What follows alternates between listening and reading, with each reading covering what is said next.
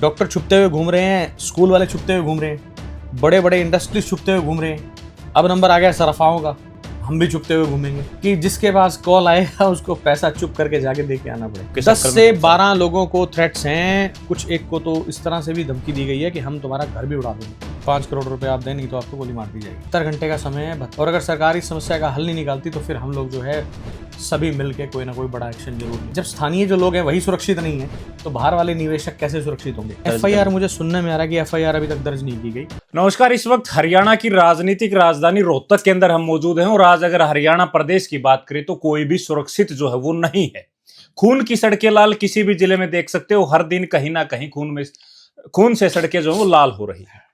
हेमंत बख्शी इस वक्त मेरे साथ हैं, व्यापारी नेता हैं और व्यापारी जो है वो इनसे उम्मीद करते हैं कि हमारी सुरक्षा, हेमंत बख्शी है तो हमारी सुरक्षा है। लेकिन इस वक्त जो है हेमंत बख्शी को ही 5 करोड़ रुपए की इनसे ही रंगदारी मांगी गई है। पुलिस की तरफ से केवल सुरक्षा जो है दी गई है, अभी तक जो जानकारी मिली है कि इनको सुरक्षा दी गई है, लेकिन कोई एफआईआर जो है वो नहीं दर्ज की गई है। हेमंत भाई, क्या हुआ पूरा सिनेरियो एक बार लोगों को बताओ, आप क्या हुआ? एक्चुअली 2 तारीख की बात है, मैं 6-6:15 किसी मामले को लेके थाने में बैठा हुआ था। तो वहाँ मेरे फ़ोन के ऊपर अननोन कॉल से एक कॉल आई, फ़ॉरेन की कॉल थी वो, और उस पे पुर्तगाल लिखा हुआ आ रहा था। तो मैं फ़ोन नहीं अटेंड कर पाया उस समय, पर जब मैं गाड़ी में बैठा तो मैंने सुना 2 वॉइस नोट थे उसके।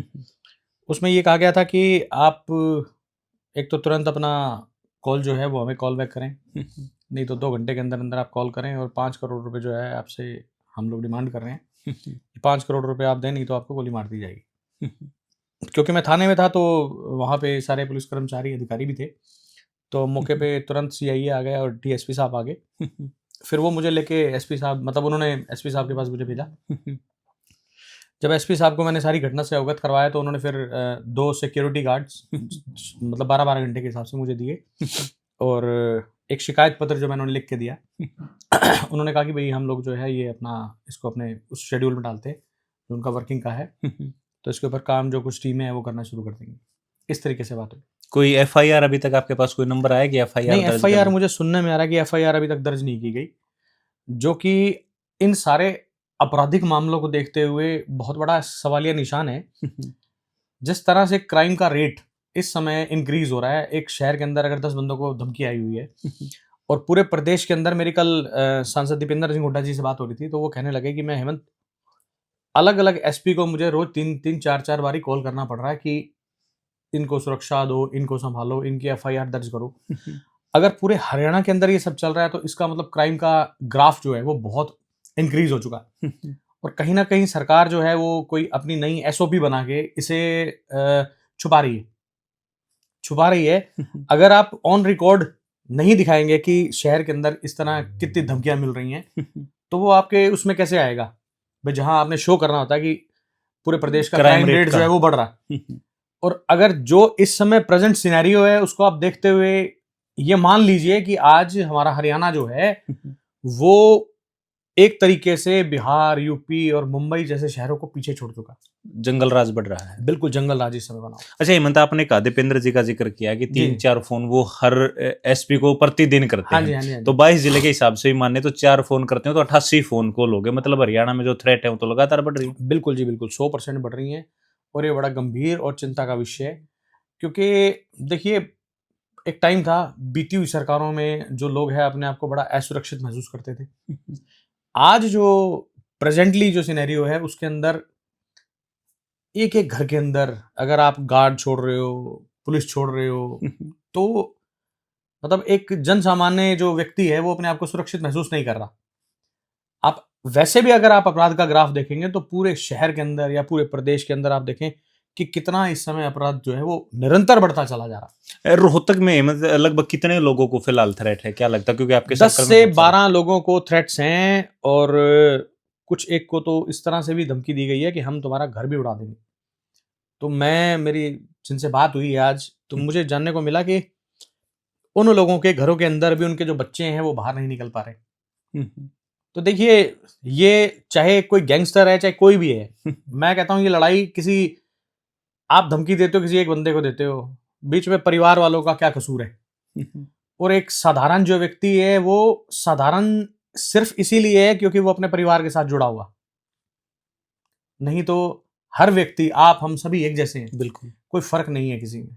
बस अच्छा अहमद भाई, आप लोग व्यापारी हो, टैक्स पेयर हो, प्रदेश की जी जी अर्थव्यवस्था की मजबूत रीढ़ की जी हड्डी जी हो। टैक्स पेयर के लिए जो सरकार का रवैया होना चाहिए, क्या वो टैक्स पेयर को मिल रहा है, व्यापारियों को मिल रहा है? कहाँ मिल रहा है साहब? इस समय आप देखो ना, टैक्स पेयर, डॉक्टर छुपते घूम रहे हैं, डॉक्टर छुपते हुए घूम रहे हैं, स्कूल वाले छुपते हुए घूम रहे हैं, बड़े बड़े इंडस्ट्रीज छुपते हुए घूम रहे हैं। अब नंबर आ गया सराफाओं का, हम भी छुपते हुए घूमेंगे। और धीरे धीरे मतलब ये एक प्रथा ऐसी चल पड़ी कि जिसके पास कॉल आएगा उसको पैसा चुप करके जाके दे के आना पड़ेगा। ये सिस्टम है, क्योंकि सरकार की विफलता है, सरकार इसके ऊपर एक्शन नहीं ले पा रही। नहीं तो बॉस, मैं सुनता था कि अगर पुलिस प्रशासन और सरकार चाहे तो मंदिर के बाहर से एक चप्पल भी चोरी नहीं हो सकती।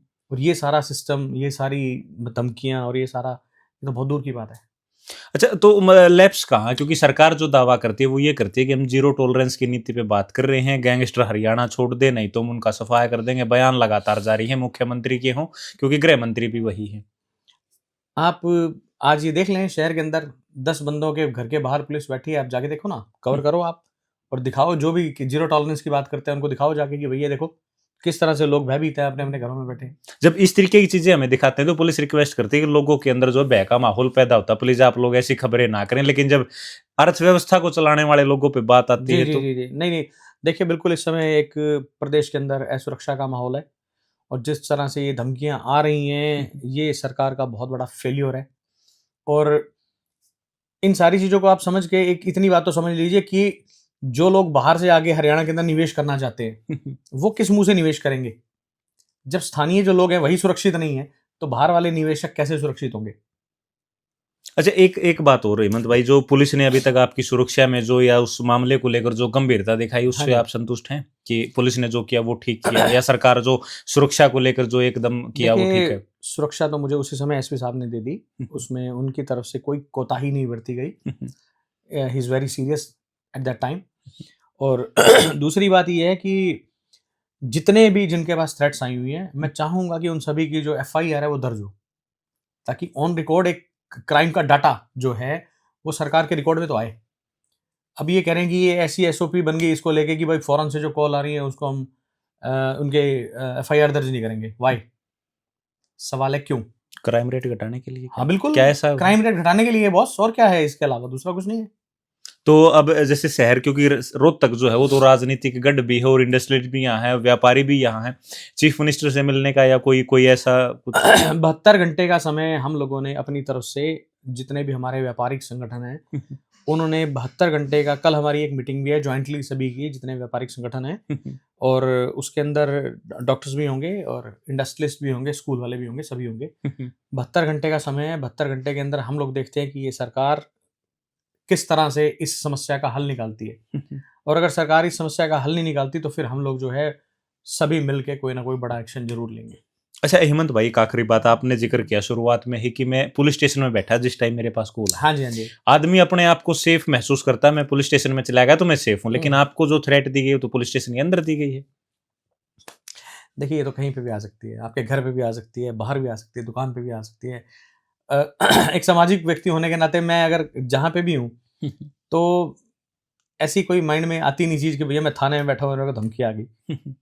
घर होता तो भी वैसा ही रिएक्शन होता, वहाँ भी वैसे ही रिएक्शन हुआ। ठीक है, तो ये हेमंत बख्शी हैं जिनको थ्रेट दी गई है, और एक एक बात का इन्होंने जवाब दिया कि किस तरीके से जो है जिला के जो पुलिस कप्तान हैं सुरेंद्र बोरिया, उन्होंने तत्परता से तुरंत सुरक्षा जो है मुझे दी और मामले को जो शिकायत है, शिकायत को लेकर जो कार्यवाही है वो शुरू कर दी। लेकिन कल व्यापारियों की एक बड़ी मीटिंग जो है शहर में होनी है, वो लोग डिसीजन लेंगे कि अगला क्या कदम जो है वो इसके बारे में उठाया जाए। लेकिन जिस तरीके से चिन्हित करके स्कूलों वाले हों या व्यापारी हों, कारोबारी हों या डॉक्टर हों, डॉक्टर को तो भगवान का दर्जा दिया जाता है, लेकिन उस भगवान से ही जब थ्रेट दी जाती है, भगवान को भी जब थ्रेट दी जाती है, तो सोचिए कि माहौल हरियाणा प्रदेश में क्या होगा और उन दावों का क्या होगा जो दावे ये दावा करते हैं कि हरियाणा जीरो टॉलरेंस पर चल रहा है, हरियाणा में अपराध नहीं है, हरियाणा में गैंगस्टर जो है हरियाणा को छोड़कर चले गए। तो ये पूरा घटनाक्रम है, हेमंत बख्शी ने एक एक बात आप लोगों को बताई है।